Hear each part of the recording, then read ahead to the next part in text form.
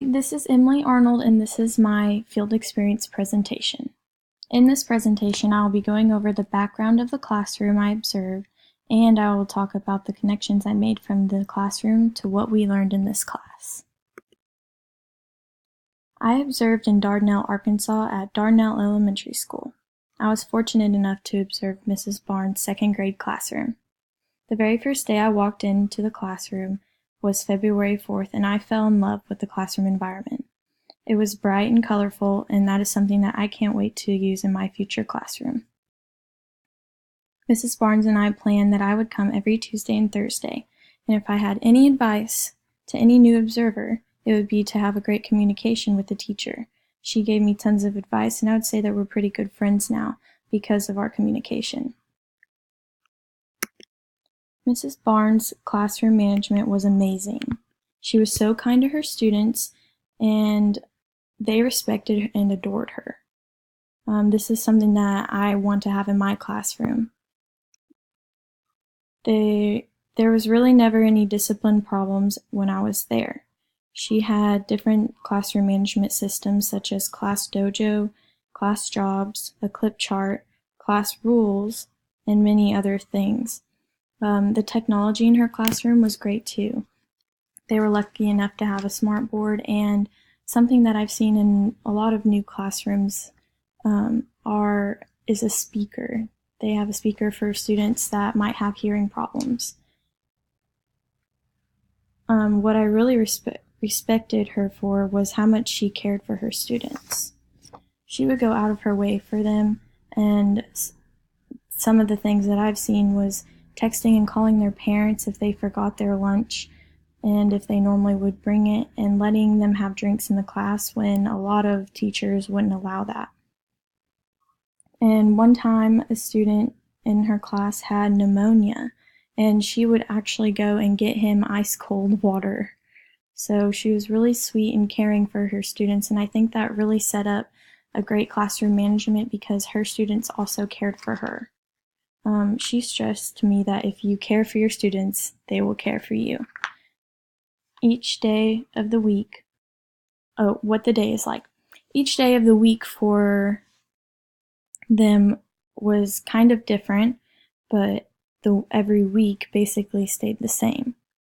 She gave me actually a schedule of their week, and one of the days that I observed, their routine was like a morning routine, which is 7:50 to 8:20. Then they had math, then interventions, they had an activity, phonics and reading, then lunch, reading out loud, physical activity or recess, phonemic awareness, science, language in small groups, and pack-up dismissal.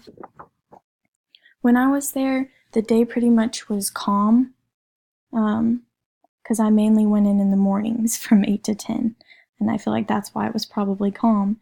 But overall, the students really knew what they were supposed to be doing until they were instructed to do otherwise. They would come into the class, set their bags in their little cubbies, and then go and grab the computer or read. They really knew what they were supposed to be doing, and they did what they were supposed to do.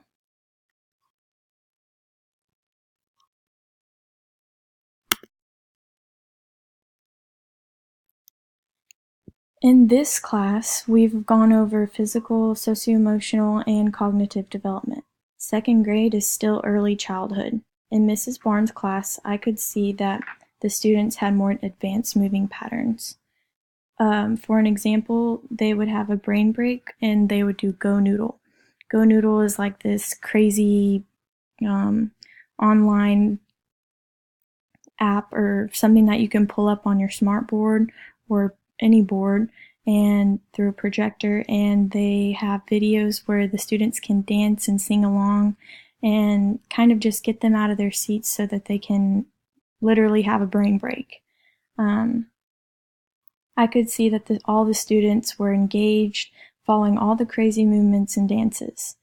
For socio-emotional, I could tell that the class worked well with their peers and accepted responsibility for behaviors and actions.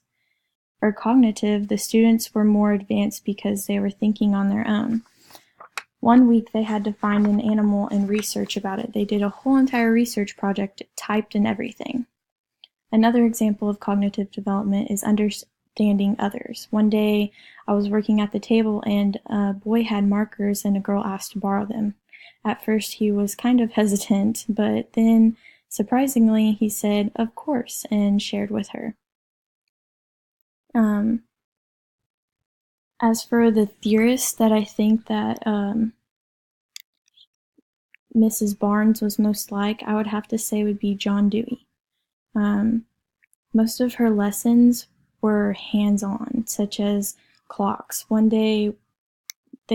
week, honestly, they learned about clocks and during math. And she actually had many clocks where they could turn the hands themselves.